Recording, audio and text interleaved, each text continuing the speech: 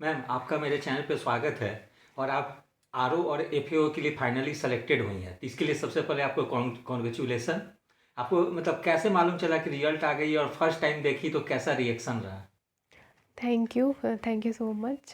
जब रिज़ल्ट आने वाला था जी एक दिन पहले थोड़ा हो हल्ला हुआ था कि रिज़ल्ट 26 को आएगा। जी तो मैं थोड़ा दोपहर से ही साइट पे चेक कर रही थी और जी फिर 8 बजे अप्रॉक्स टॉप 10 रैंक का आया रिज़ल्ट। जी और 9:30 में रिज़ल्ट आया तो मैंने देखा, फिर मैंने अपने घर पे शेयर किया जी सब लोगों को। जी। अच्छा मैम, कैसा रिएक्शन रहा जब आपको पता चला कि मेरी बेटी फाइनली सेलेक्टेड हो गई है और एक नहीं दो पोस्ट पे है, तो कैसा लगा? रिजल्ट के लिए तो इंतज़ार था, लेकिन जब रिजल्ट आया तो क्या बोले, अच्छा।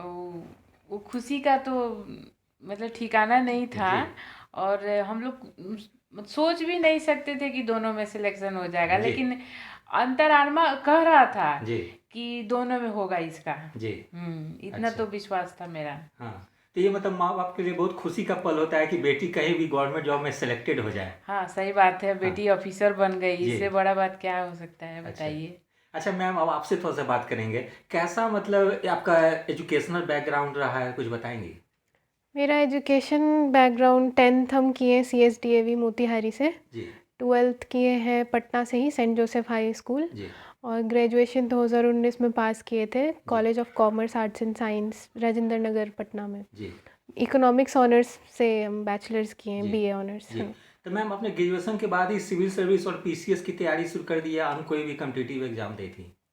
नहीं, मैंने 1 साल लिया था सोचने के लिए कि क्या करना है। उसके जी बाद 2020 के लास्ट से मैंने फुल्ली मैं सिविल सर्विसेज के लिए तैयारी कर जी। रही हूँ। तो आप ये बीपीएससी में आपका ये फर्स्ट अटेम्प्ट था या इसके पहले भी आपने दिया था? पहला ही अटेम्प्ट है। 67th का जो कैंसिल्ड हुआ था जी। तो वो दिया था, उसके बाद मैंने दोबारा नहीं दिया, री अच्छा। एग्ज़ाम जो हुआ था। जी तो टेक्निकली तो फर्स्ट अटेम्प्ट ही था। जी तो लकीली प्री जी मेंस इंटरव्यू सब जी। निकल तो गया। ये बहुत बड़ी बात है कि फर्स्ट अटेम्प्ट में आप फाइनली सेलेक्टेड हैं और एक नहीं दो पोस्ट पे आप चयनित हो गए। जी। तो आपने पीटी की तैयारी कैसे शुरू की? सेल्फ स्टडी से की या कहीं कोचिंग वगैरह ज्वाइन की? कुछ मतलब बताएंगे?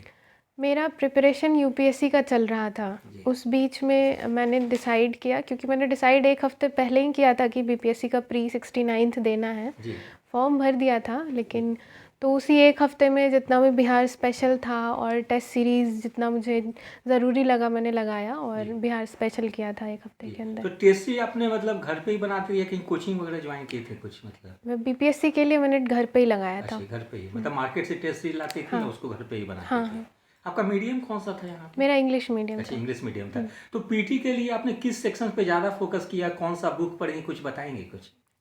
पीटी के लिए क्योंकि मतलब कम टाइम था मेरे लिए, तो बहुत प्रायोरिटाइज करके पढ़ा था उस एक हफ्ते में कि जी मॉडर्न के कुछ ही टॉपिक्स हैं, जैसे इंडियन नेशनल मूवमेंट है जी उससे, और मिडेवल से दिल्ली सल्तनत और मुग़ल एडमिनिस्ट्रेशन का वो लोग जो पॉलिसीज़ और एडमिनिस्ट्रेशन में जो चेंजेस लेकर आए थे उन्हीं जी से पूछते हैं। जी और ऐसे ही एंशियंट में भी कुछ एक आध टॉपिक है, इंडियन इंडस वैली सिविलाइजेशन, जी जैनिज़्म, बुद्धिज़्म, यही सब कुछ कुछ टॉपिक्स हैं। तो उसको मैंने सेग्रीगेट किया था कि इसी टॉपिक्स पे जी ध्यान देना है।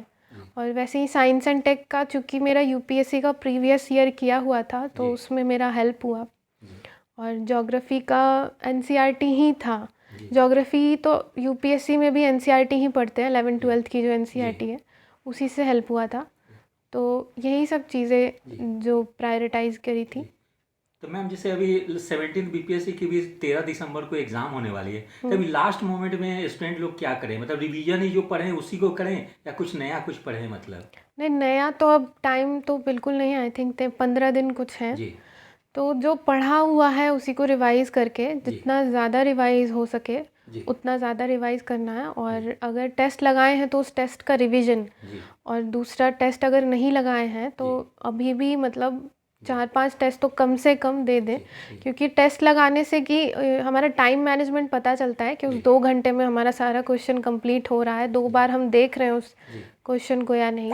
जी और दूसरी चीज़ कि हमें स्ट्रेटेजाइज़ करने में आसानी होती जी है कि वहाँ एग्ज़ाम में जाने से पहले हमें पता है कि कुछ क्वेश्चन ऐसे हैं कि जी हमें छोड़ने हैं। जी तो वहाँ अगर कुछ भी ऐसा क्वेश्चन आ गया, मतलब बम्पर क्वेश्चन जिनको हाँ बोलते हैं, जी तो उनको ऐसा समझ के चले कि ये नहीं करना है, जी ये नहीं करने वाले में से क्वेश्चन जी। है। अच्छा मैम, जैसे कि 71st बीपीएससी भी आएगी नेक्स्ट ईयर, तो जो न्यू स्टूडेंट है वो कैसे तैयारी करे? अभी तो समय काफ़ी उन लोगों के साथ है, तो अभी क्या सिर्फ प्री की तैयारी करें या मेंस दोनों साथ लेकर चलें, उनके बारे में कुछ बताएंगे?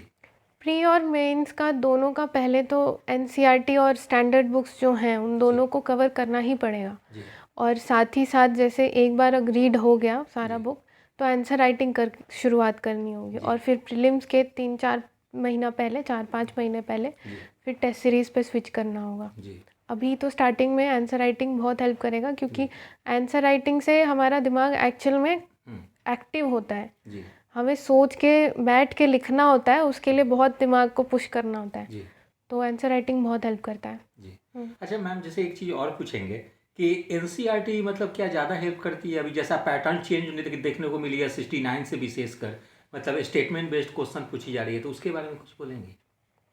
स्टेटमेंट बेस्ड क्वेश्चन में वही सबसे ज़्यादा ज़रूरत जो है वो प्रैक्टिस की ज़रूरत है।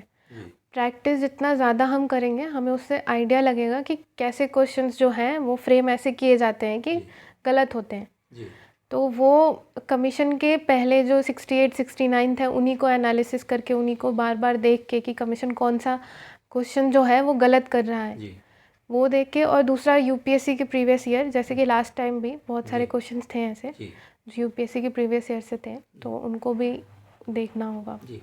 तो यूपीएससी के अलावा स्टेट पीसीएस की क्वेश्चन है, जैसे उत्तर प्रदेश लोकसभा आयोग की है, झारखंड राजस्थान है, क्या वो भी हेल्प करेगी देखना प्रीवियस ईयर आपके अनुसार? हाँ, यूपी पीसीएस का हिंदी बेल्ट के क्वेश्चन पेपर जो हैं उनको देख सकते हैं, जिनका पैटर्न हाँ, बीपीएससी पैटर्न से बीपीएससी मिलता से है मिलता जुलता हो। उनको देख सकते हैं। अच्छा अच्छा मैम, जैसे अभी 17 बीपीएससी मतलब अगर 2000 से ऊपर सीट है, तो निश्चित रूप से इस बार कटअप थोड़ी सी कम जाने की संभावना है 69 के कंपैरिजन में। तो आपके अनुसार अगर 69 के पैटर्न पे अगर क्वेश्चन आती है, तो कितना क्वेश्चन अटेम्प्ट करना होगा और कितना सही करेंगे सेफ रहेंगे इसमें? देखिए, मेरे हिसाब से 69th में मैंने 120 प्लस कुछ अटेम्प्ट किया था। जी तो वैसा अगर क्वेश्चन आता है तो, क्योंकि पूरा श्योर नहीं है कि 100% या 90% भी एक्यूरेसी होगी, जी तो वो ध्यान में रखते हुए 120 प्लस मुझे लगता है आइडियल जी अटेम्प्ट स्कोर करना जी चाहिए, जी अटेम्प्ट करना अटेम्प्ट चाहिए। करनी हाँ, चाहिए। तो वो कट के अगर 30 क्वेश्चन, 20 हाँ 25 मतलब 30 90 क्वेश्चन, क्वेश्चंस भी आ जा रही है तो हाँ ठीक हाँ हाँ, है। 90 मतलब स्कोर करने के लिए हाँ हाँ उतना अटेम्प्ट करना चाहिए। अच्छा, उतना अटेम्प्ट करनी चाहिए। अच्छा मैम, अगर मान लीजिए कि क्वेश्चन की पैटर्न 66 67 जैसी होती है, जैसे वन लाइनर क्वेश्चंस आते थे, अगर उस ढंग की क्वेश्चन अगर आ गई, तो फिर कितना अटेम्प्ट करना चाहिए आपके अनुसार? देखिए, वो पैटर्न जो था उससे मैं ज़्यादा फेमिलियर नहीं हूँ, अच्छा क्योंकि उसके लिए मैंने कभी अच्छा, डेडिकेटेड कभी नहीं, हाँ पढ़ाई, चूंकि हाँ आपने न्यू पैटर्न पे हाँ तैयारी हाँ की हाँ, तो इसी के उसका लिए। तो अच्छा अच्छा मैम, जैसे कि आप जैसे स्टडी करती थी, बहुत लोग क्या करते हैं कि एक दिन पढ़ते हैं तो हिस्ट्री पूरा पढ़ते हैं सुबह से शाम तक, फिर नेक्स्ट डे पॉलिटी पढ़ते हैं, और कुछ लोग क्या करते हैं 1 घंटा हिस्ट्री पढ़ते हैं, 1 घंटा ज्योग्राफी, 1 घंटा साइंस पढ़ते हैं। तो आप कैसे पढ़ती थी, या कौन सा ज़्यादा यूजफुल होगा पैटर्न आपके अनुसार?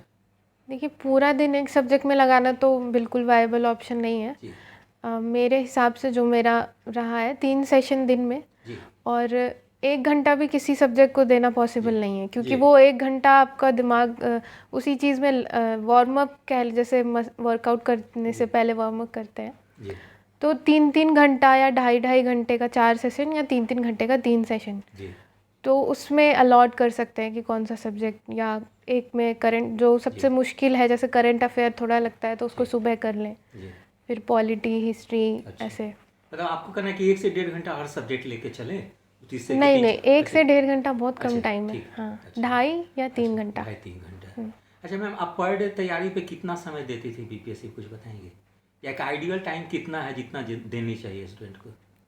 अब तैयार मतलब गिनता तो नहीं हाँ फिर है, एक देखते एवरेज, तो। मतलब 6 हाँ, घंटा 5 घंटा 8 घंटा ऐसे। 8-10 घंटे, मतलब एग्ज़ाम के जितना पास आ हाँ रहे हैं हाँ उतना आवर्स जो है बढ़ने चाहिए। जी 10 से 11 घंटा एग्ज़ाम के जी आसपास पे होना चाहिए। अच्छा अच्छा मैम, अब थोड़ा सा मेंस के पैटर्न के बारे में बात करेंगे। हम्म। तो बीपीएससी को मेंस में कैसे तैयारी के, कौन सी बुक हेल्पफुल होगी, कुछ बताएंगे आप? मेंस में बीपीएससी के लिए जो मैंने रिकमेंड किया था, 2 ही सोर्स था मेरा। एक बीपीएससी कॉन्सेप्ट वाला का 2 प्रीवियस ईयर का बुक था, GS1 और GS2। जी उससे मैंने पूरा प्रीवियस ईयर किया है, और मैं प्रीवियस ईयर के बेसिस पे ही मैंने अपना मेंस का प्रिपरेशन किया है। जी और करंट तो वो प्रैक्टिस से किया है, उनके टेस्ट सीरीज से मेरा करंट हो गया था। अच्छा, आपने टेस्ट सीरीज भी ज्वाइन किया था उनका? हाँ हाँ, उनका अच्छा। किया था। और एक विद्या मंदिर IAS है, जी टेलीग्राम ग्रुप है उनका, जी तो वो भी अपना फ्री आंसर राइटिंग कराते थे, तो उनका मॉडल आंसर्स से मैं थोड़ा अपना वैल्यू ऐड कर लेती थी। जी। यही ये दोनों। चीज़। अच्छा, कोई बुक्स वगैरह, ये तो हो गई कोचिंग के नोट्स, कुछ बुक्स वगैरह जो हेल्प जो करती हो आपके अनुसार मेंस में पेपर फर्स्ट में? हाँ, मेंस में, जैसे हिस्ट्री सेक्शन में। जो आप प्रीलिम्स के लिए पढ़ते हैं वही हाँ। सारी बुक्स हैं। नहीं, जनरली मेंस में मॉडर्न हिस्ट्री पे ज़्यादा मतलब फोकस हो जाती है, तो उसके लिए कौन सी बुक्स व मटेरियल थोड़ा हेल्प करेगी आपके अनुसार? स्पेक्ट्रम तो सभी पढ़ते जी। हैं, मतलब वो कुछ प्रीलिम्स मतलब के लिए बिहार भी। के कॉन्टेस्ट में पूछ दी जाती है हिस्ट्री से क्वेश्चन, जैसे वीर कुंवर सिंह हो गए, या और भी जो टॉपिक जो होती है बिहार के कॉन्टेस्ट में, तो उसके लिए कोई बुक्स वगैरह कुछ? वो सब प्रीवियस ईयर के। अच्छा, प्रीवियस ईयर कर लेंगे। हाँ, हाँ, वो क्योंकि हिस्ट्री में स्ट्रेट फॉरवर्ड क्वेश्चन पूछते हैं, कोई बहुत ज़्यादा चीज़ नहीं हाँ आती हाँ है। हाँ। अच्छा मैम, करंट अफेयर्स के लिए, मेंस के लिए? मेरा करंट अफेयर का जो हाईलाइटेड जो न्यूज़ थे, जैसे G20 था हाँ जी और फॉरेन ट्रेड पॉलिसी जी था, ये सब जो कि आया भी है, जी तो एक्सपेक्टेड भी था कि वो जी। क्वेश्चन आएंगे। और मतलब मेरा एक तो टेस्ट सीरीज से हुआ था, और दूसरा खुद भी बैठ के आदमी इधर उधर से यूट्यूब और जी पेपर, उस वक्त मेरा न्यूज़पेपर से मैं नोट्स भी बनाने लगी थी मेंस के टाइम पे। जी तो वो सब, ये सब बहुत सारी सोर्सेज होते हैं, जी जिनमें से कि एक न्यूज़पेपर और जी। यूट्यूब था। अच्छा, और डीआई के लिए कैसे तैयारी थी? DI के लिए मैंने एक बुक लिया था, शायद उसका नाम KBC नैनो का जी है, जी तो उसका प्रीवियस ईयर का ही बुक है, हाँ। तो उसको मैंने प्रैक्टिस किया था 5-6 साल का। जी। तो मतलब डीआई में है कि प्रीवियस ईयर क्वेश्चन भी कोई बना लेते हैं लोग 5-6 साल का, तो काफ़ी हेल्प करती है।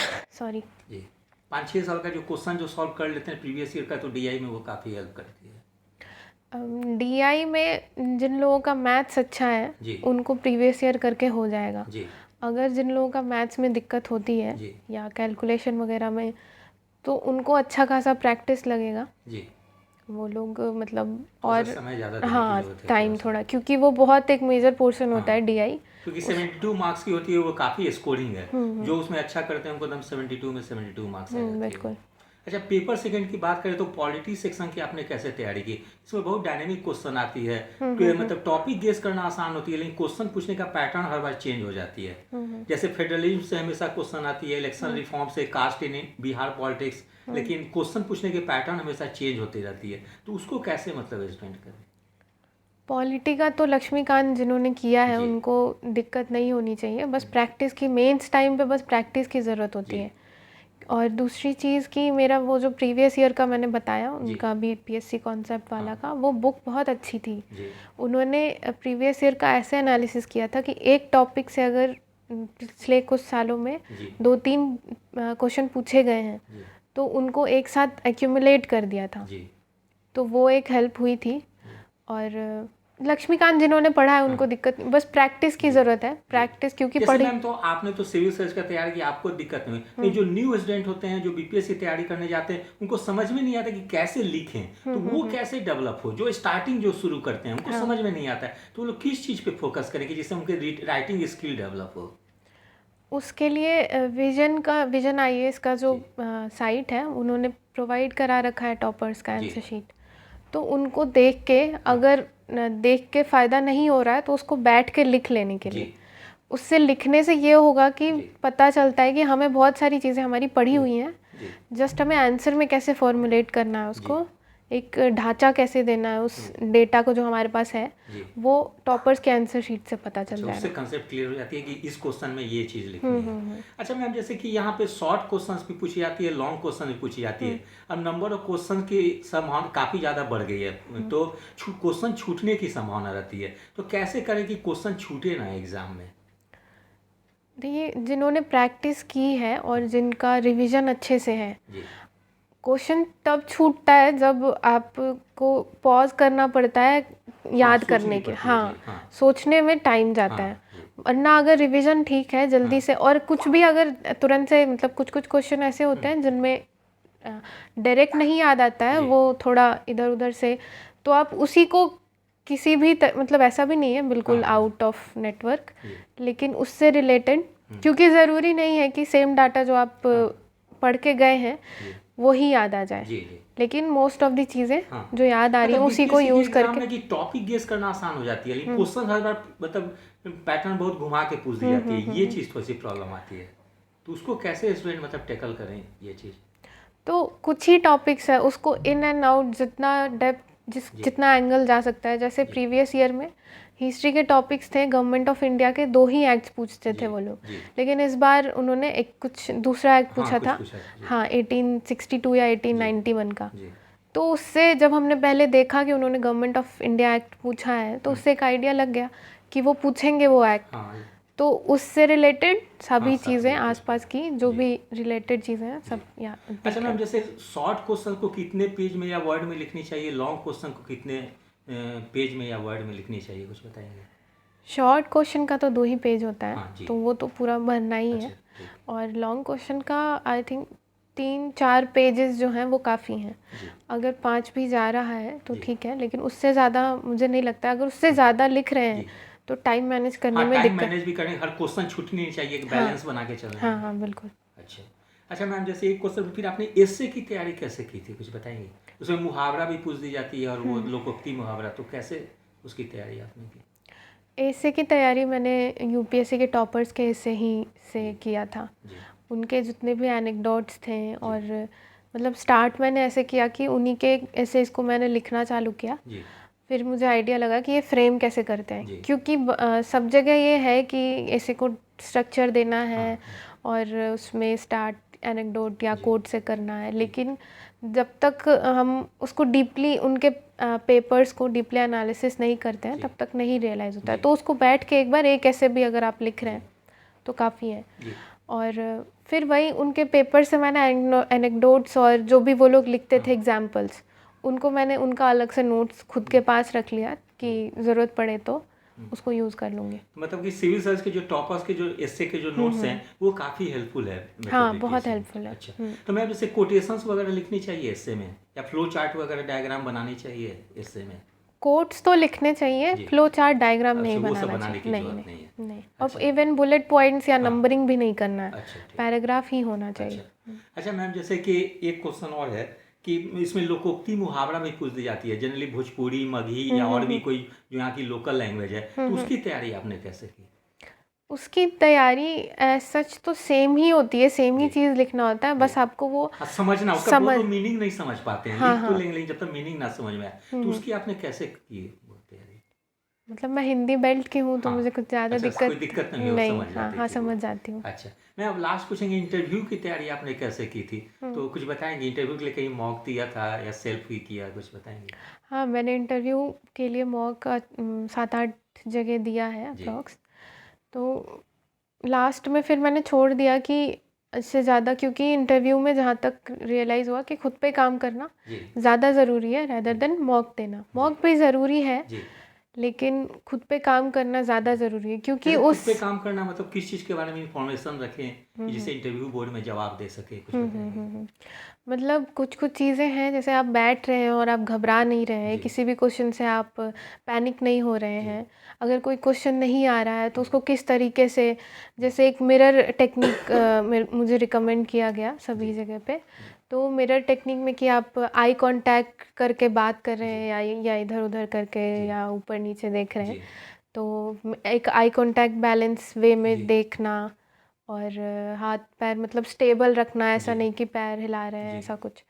तो यही सब चीज़ें बताई थी कुछ जगह, और फिर मुझे लगा कि अब खुद पे काम करना, जी। क्योंकि एक बहुत सिग्निफिकेंट टाइम जो जी। है उसमें खुद पे देना चाहिए, जी। क्योंकि वो 40 मिनट में वो पूरा हाँ, चीज़ जज नहीं कर नहीं कर सकते हैं, सकते। और नॉलेज का टेस्ट तो वहाँ कर ही नहीं रहे जी। इंटरव्यू में। नहीं, कुछ आपका तो एजुकेशनल बैकग्राउंड हो तो उसके बारे में थोड़ी सी नॉलेज रखनी चाहिए, जैसे आपने जिस सब्जेक्ट में ग्रेजुएशन किया हो, हाँ हाँ, या उस समय की नेशनल इंटरनेशनल या बिहार की कोई करंट अफेयर्स है, वो सब थोड़ा सा वो सब तो इम्पोर्टेंट। मतलब वो कहने की बात है हाँ नहीं, जी। जी, मतलब वो तो 10th। करना। हाँ, वो तो करना ही है, वो अच्छा। तो मतलब। और करंट जैसे मुझसे पूछा गया था, एफएओ के इंटरव्यू में पूछा गया था, जी। इज़राइल हमास और जी। पैलेस्टीन इज़राइल पैलेस्टीन और अर्मेनिया अज़रबैजान का इशू जी। पूछा गया था। अच्छा। तो अर्मेनिया अज़रबैजान तो बहुत पुराना न्यूज़ है, जी। लेकिन इज़राइल पैलेस्टीन का उन्होंने हाँ, पूछा, करेक्ट। तो वो तो एक्सपेक्टेड है, जी। तो उस पे तो तैयार होना चाहिए। जी। ये तो इस ढंग से मतलब जो है कि आपने तैयारी किया पीटी मेंस और इंटरव्यू। हम्म। अच्छा मैम, अब आप लोग से बात करें कि आपकी बेटी फाइनली सेलेक्टेड हो गई हैं, तो आप लोग काफ़ी खुश होंगे, उम्मीद करते हैं कि और जो सिविल सर्विस की तैयारी करने वाली हो उसमें भी सफल हो, और मेरी भी हाँ। शुभकामना रहेगी कि आगे जाकर वो सिविल सर्विस ही कंप्लीट करें। लक्ष्य तो उनका यही था। जी तो देखिए संजोग से ही इसमें एग्ज़ाम दी तो निकल गई, जी और निकली तो 2 ऑफिसर बन हाँ गई। जी जी अब देखिए इससे बड़ा खुशी का जी बात क्या है। हाँ जी लेकिन हम तो यही कहेंगे इनको कि जी आगे जो लक्ष्य है हाँ उसको इसमें जारी रखें। जी। Thank you ma'am, thank you ma'am आप लोग को।